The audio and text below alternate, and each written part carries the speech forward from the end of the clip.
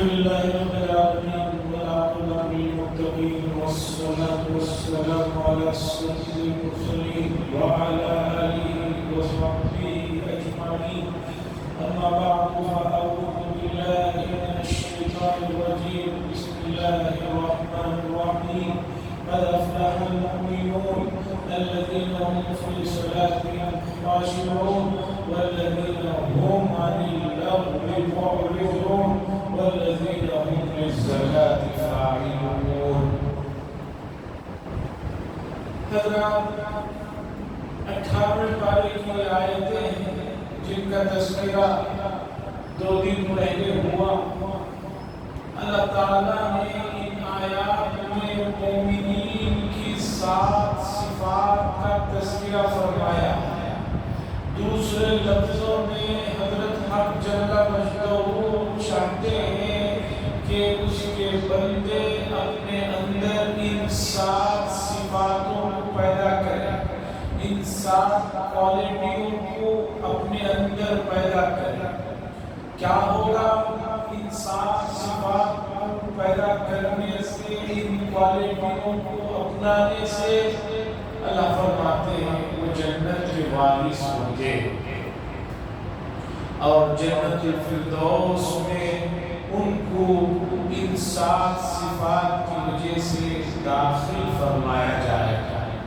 اور آپ جانتے ہیں جنت وہ جگہ ہے کہ جہاں پر ایک مرتبہ داخل ہونے کے بعد پھر انسان کو کبھی وہاں سے نکالا نہیں جائے گا. جنت کی صرف یہ ایک صفت ہی کافی ہے, ورنہ دنیا کا کوئی عہدہ, کوئی منصب, کوئی جگہ کسی بھی آدمی کے پاس ہمیشہ کے لیے پرماننٹ نہیں رہتی, عارضی طور پر رہتی. کتنا بھی بڑا سی ایم گھر کیوں نہ ملا, کتنا بھی بڑا بنگلہ صدر ہند کو کیوں نہ ملا, انہیں بھی معلوم ہے, سب کو معلوم ہے 5 سال کا وقفہ ہے, یا کم بھی ہو سکتا ہے یا کچھ زیادہ بھی ہو سکتا ہے.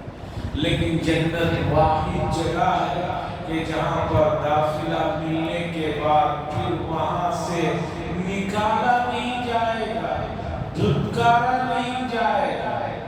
دوسری بات, جنت کی سب سے بڑی کوالٹی یہ ہے کہ جنت میں حضرت انسان کو ہمیشہ جوان رکھا جائے گا,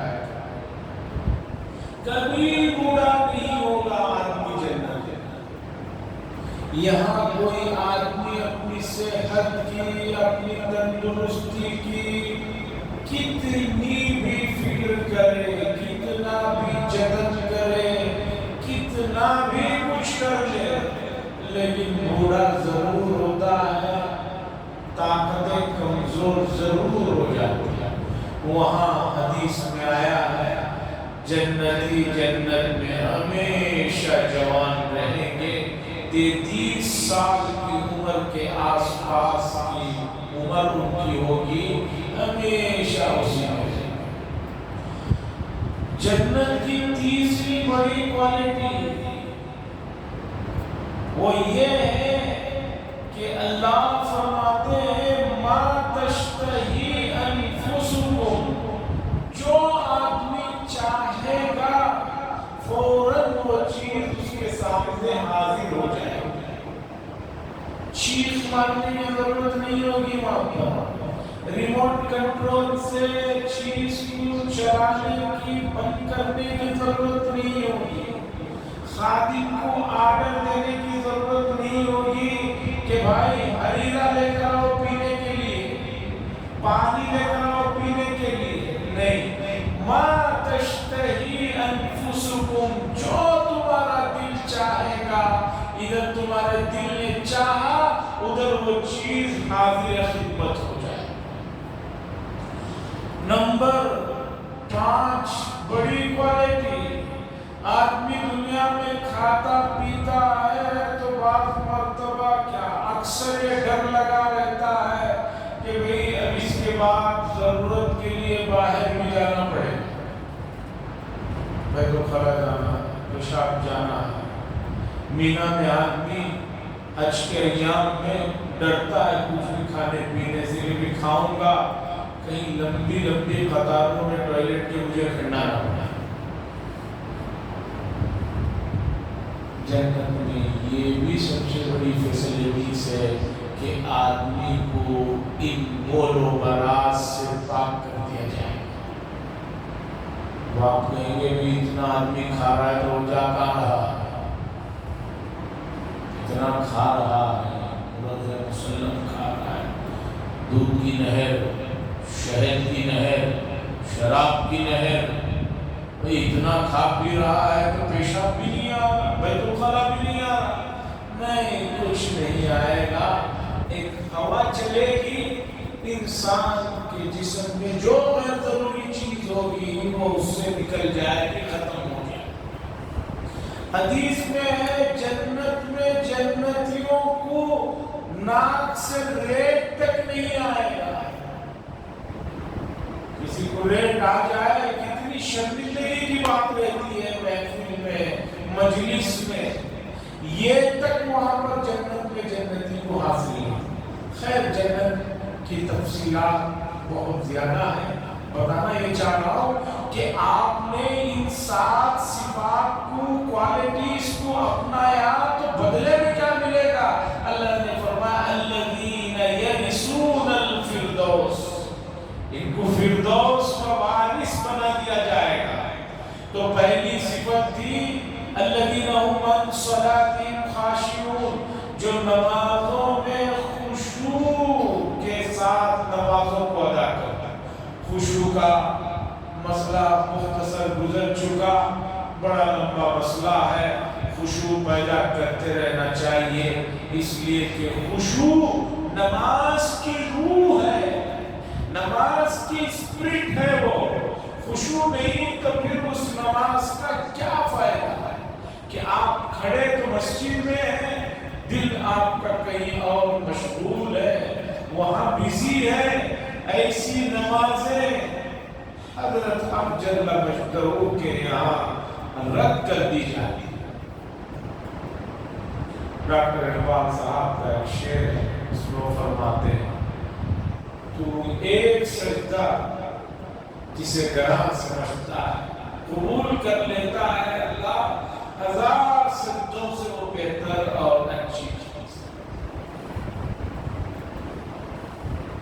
جواب شکوہ کا شعر ہے، رہ گئی رسم ازاں روح بلالی نہ رہی، رہ گیا فلسفہ تلقین غزالی نہ رہی۔ رہ گئی رسم ازاں روح بلالی نہ رہی، رہ گیا فلسفہ تلقین غزالی نہ رہی۔ نمازوں میں خشوع پیدا کرنے کے لیے دعا بھی کرنا ہے، اور قرآن و حدیث میں اس سلسلے میں جو چیزیں ذکر کی گئی ہیں اس کی طرف توجہ ہے۔ ایک آدمی کھڑا نماز میں جماعیوں پر جماعیاں لے رہا ہے، جماعی لینا تو سستی کی علامت ہے، اللہ کے دربار میں کھڑے ہو کر سستیوں پر سستیاں لے رہا ہے، یہ ناپسندیدہ بات ہے۔ حدیثوں میں آتا ہے حضرات انبیاء علیہ السلام کو کبھی جماعیاں نہیں ہیں، کیوں؟ یہ دل کے غافل ہونے کی پہچان ہے، اور حضرات انبیاء ان کا دل ہمیشہ اللہ کے ساتھ لگا رہتا ہے، اس لیے جماعی نہیں آتی۔ دوسری صفت والذین هم عن اللغو معرضون، ان کاملین کی صفت جنہیں فردوس کا وارث بنایا جائے گا، وہ لغو اور بیکار چیزوں سے اپنے آپ کو بچائے رکھتے ہیں۔ لغو اور بیکار چیز، لغو کا ترجمہ سمجھیے کہ بے فائدہ چیزوں سے اپنے آپ کو بچانا۔ مفسرین نے لغو کی تفسیر میں بہت سی چیزوں کو ذکر فرمایا ہے۔ بہت سے مفسرین نے کہا ہے لغو سے مراد शिर्क है कि आदमी को शिर्क से हमेशा बचकर रहना है। शिर्क कब उसके अंदर घुस जाए पता भी नहीं चलता। दूसरे मुफस्सिरीन ने कहा कि लग़्व से मुराद बातिल है, बुरे काम है, नाजायज काम है। इन कामों से अपने आप को हमेशा आदमी बचा कर रखे। नंबर 3 मुफस्सिरीन ने कहा लग़्व से शिर्क और बातिल हराम तो मुराद है ही, उससे भी नीचे दर्जे की चीजें जिसका कोई फायदा नहीं, उससे अपने आप को बचाना चाहिए। और लघु चीजों में सबसे पहली चीज जिस पर कंट्रोल करना है वो जुबान, कि आदमी को इतना ही बोलना चाहिए जितनी शदीद जरूरत है। जरूरत से जायद ये कि लफ्ज भी ना बोलेगा तो वो बेकार लफ्ज शुमार होगा, वो लफ्ज में आएगा और उस पर उसकी पकड़ होगी। इंसान का वक्त बड़ा कीमती है, इतना कीमती है कि इसकी कोई कीमत ही नहीं लगाई जा सकती। जैसे कहते हैं ना, कोई फूल बहुत कीमती है। कितना कीमती है कि भाई उसकी कोई कीमत ना होना, वो खुद इतना कीमती है। वक्त सबसे कीमती चीज है। लफ्ज भी याद में पड़ेगा तो जिंदगी का ये सबसे कीमती सरमाया इंसान की जिंदगी से आहिस्ता आहिस्ता निकलता चला गया। अरबी में मशहूर कहावत है, वक्त तलवार की तरह है कि अगर तुमने इसे सही नहीं इस्तेमाल किया तो तलवार जैसे गलत इस्तेमाल से नुकसान में डाल देती है आदमी को, इसी तरह इंसान को वक्त भी परेशानी में डाल देती है। हदीस में आता है क़यामत के दिन बंदे के कदम उस वक्त तक हिलने नहीं दिया जाएगा, मैदान महशर में उसे हिलने नहीं दिया जाएगा जब तक उसे दी हुई जिंदगी और ये अय्याम और ये घंटे और ये मिनट और ये सेकंडों के बारे में ना पूछ लिया जाए कि तुमने इसे कहाँ खर्च किया। गुजरे हुए ज़मानों में अल्लाह वालों के यहाँ लोग अपनी इस्लाह के लिए जाते थे। हर अल्लाह वाले का एक नया अंदाज और रंग होता था।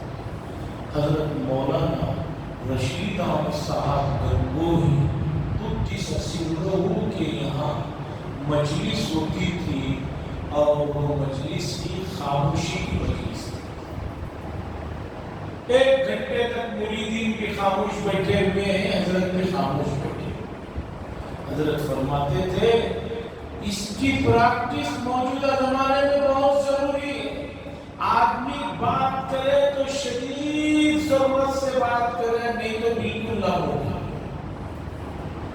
और एक बड़े अल्लाह वाले गुजरे, उनके यहाँ मजलिस होती थी तो हजरत कहते जिसे भी बात करनी है उसे अरबी जुबान में मुझसे बात करनी है। अब आदमी अपनी जुबान के अलावा दूसरी जुबान बोलना होता है तो बहुत सोच समझ कर 2-4 ही लफ्ज बोलता है बस। अपनी जुबान में जो कहानी शुरू करता है खत्म नहीं। फारसी का शेर है, हिकायत लजीज बूदे गर दराज तर बूदे, कहानियाँ बहुत मज़ेदार होती हैं अगर उसे लंबी बताया जाए, लंबी बयान की जाए। तो हजरत कहते थे जिसे बात करनी है अरबी में बात करो, जो सवाल करना है अरबी में। अब आदमी सवाल करने से पहले 100 मरतबा सोचना पड़ता था कि अरबी में सवाल करना है, सबसे पहले अरबी जुबान का ग्रामर तो सीधा कर लो, नहीं तो मुंह खोलूंगा सब लोगों में मेरी हंसाई होगी। कितना एहतमाम करते थे लग़वियात से बचाने के लिए, अंदाजा लगाइए इस वाक़ये से। حضرت شاہ عبدالعزیز صاحب محدث دہلوی علیہ الرحمہ دلی میں رہتے تھے. ان کے پاس لوگ اس زمانے میں بخارا سے، سمرقند سے، کونے کونوں سے اپنی اصلاح کے لیے آتے تھے. شاہ ولی اللہ صاحب رحمہ اللہ خاندان سے ہے. بہت دور دراز علاقے سے دو مریدین ان کی خدمت میں آئے، آ کر قیام پذیر ہوئے. ایک دن حضرت چھپ کر ان کی نگرانی کر رہے تھے تو دیکھا وہ دونوں مریدی مسجد کے وضو خانے کے پاس بیٹھے ہوئے بات کر رہے تھے. حضرت نے دونوں کو بلا کر پوچھا کیا بات چیت ہو رہی تھی وضو خانے کے پاس. تو ان میں سے ایک صاحب نے کہا کہ حضرت میں نے اپنے ان دوست سے کہا یہ جو وضو خانہ ہے ہمارے یہاں کے وضو خانے سے بہت بڑا. جس علاقے کے رہنے والے تھے وہاں بھی وضو خانہ تھا. ہاؤس پہلے تو ہاؤس ہوا کرتے تھے. ہاؤس جو ہے وہ بہت بڑا ہے. تو حضرت نے ان صاحب سے پوچھا کیا یہ بات جو کہہ رہے ہیں صحیح ہے؟ انہوں نے کہا ہو سکتا ہے کہ بہت بڑا ہو یہ ہاؤس ہمارے یہاں کی ہاؤس. حضرت نے کہا جاؤ دونوں جا کر اس ہاؤس کو ناپ کرا. آج کا زمانہ ہوتا تو آدمی ویڈیو کال میں ناپ لیتا، دیکھ لیتا، کر لیتا، فون میں معلوم کر. 1 مہینے کا سفر کر کے دونوں حضرات پھر واپس آئے اپنے علاقے ایران میں کہیں کے رہنے وہاں کا ہاؤس ناپا. پھر دونوں واپس آئے. طلب اتنی صادق تھی لوگ اپنے آپ کو بنانے کے لیے، سدھارنے کے لیے اس طرح کی محنتیں پہلے کیا کرتے تھے. اب تو عالم یہ ہو گیا ہے کسی کو کوئی بات بہت نرمی سے محبت سے بھی بتاؤ دھڑک جاتے ہیں. مثال کے طور پر مسجد میں کبھی پیچھے سنت پڑھتے ہوئے سامنے کوئی سنت پڑھ رہے ہوتے ہیں اور معلوم ہے کہ جنس پینٹ پہنے ہوئے رہتے ہیں، کمر 40 رہتی ہے، 36 یا 38 کی لے لیتے ہیں. جب سجدے میں جاتے ہیں جسم پورا نظر آ رہا ہے، سطر نظر آ رہا ہے. تو میں نے ایک صاحب بہت نرمی اس کی کان میں آہستہ سلام کر کے کہا کہ میری نظر پڑ گئی، سطر آپ کا کھلا ہوا ہے، نماز نہیں.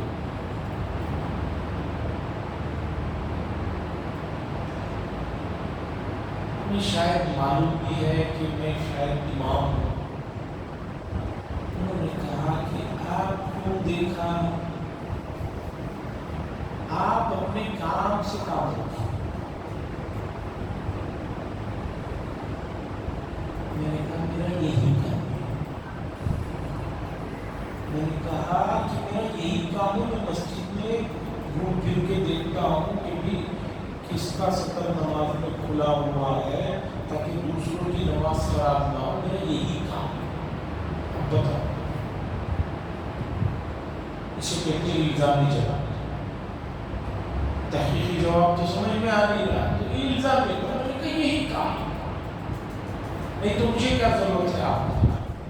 خیر وہ دونوں حضرات گئے 1 مہینے کا سفر کر کے اپنے علاقے میں جا کر وہاں کا ہاؤس ناپا. پھر واپس آئے، پھر یہاں دلی کا یہ ہاؤس ناپا. تو دونوں ناپنے کے بعد پتا چلا کہ یہ ہاؤس دلی میں جہاں یہ لوگ رہ رہے تھے یہ ہاؤس اس ہاؤس سے تھوڑا سا بڑا. حضرت نے فرمایا کہ جب یہ ہاؤس اس ہاؤس سے تھوڑا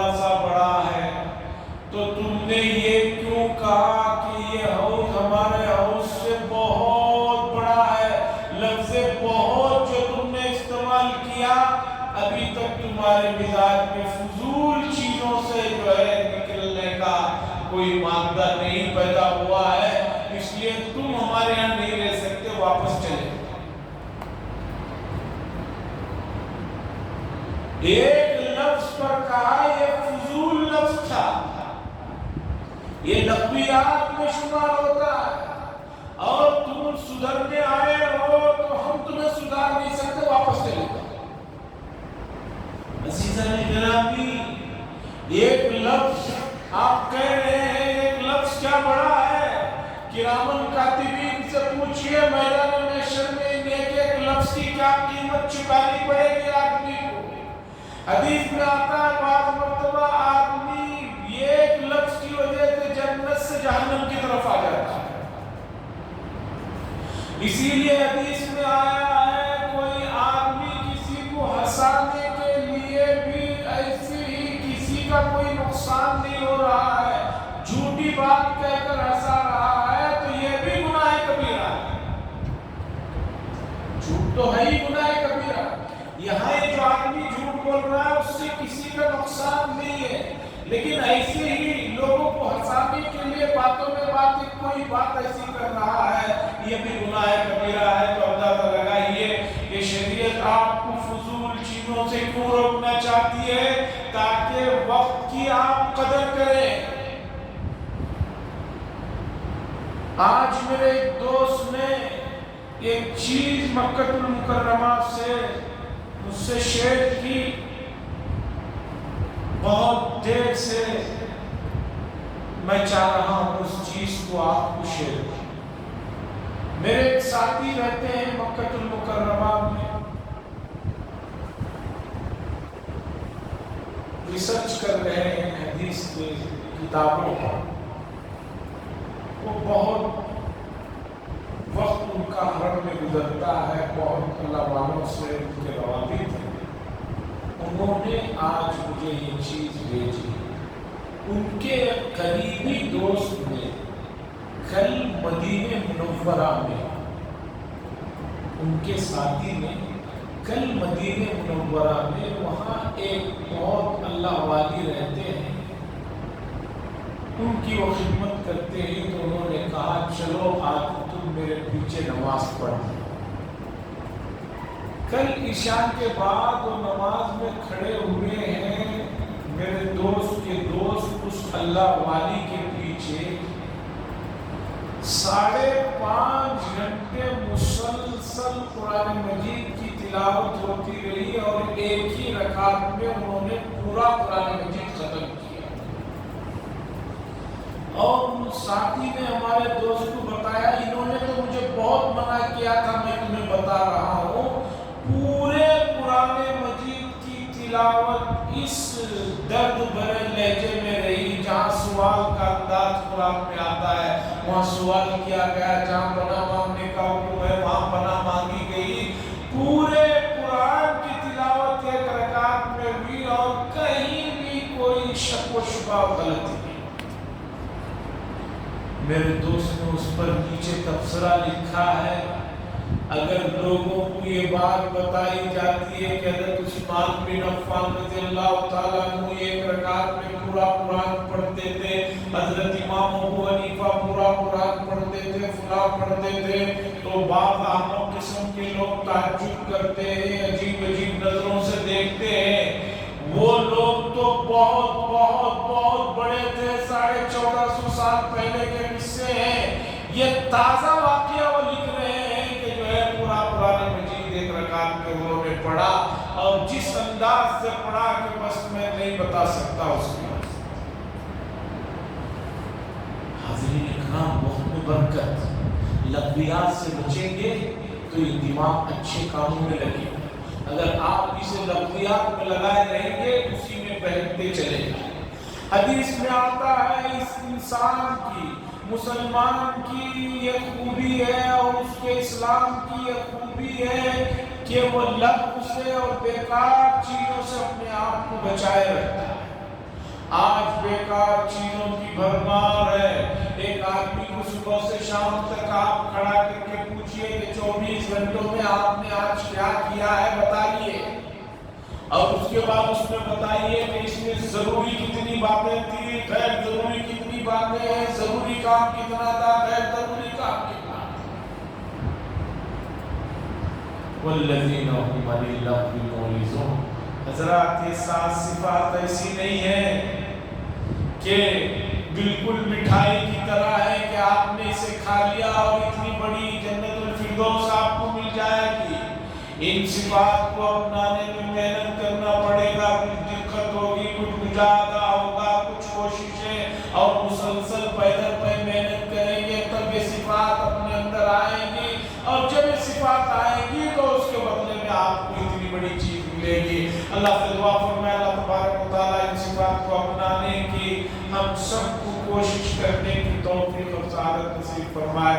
व आखिरु दावाना अल्हम्दुलिल्लाहि रब्बिल आलमीन। लकल हम्दु व लकल शुक्रिया व रसूलुल्लाह रसूलना शफीना नबीना हबीबना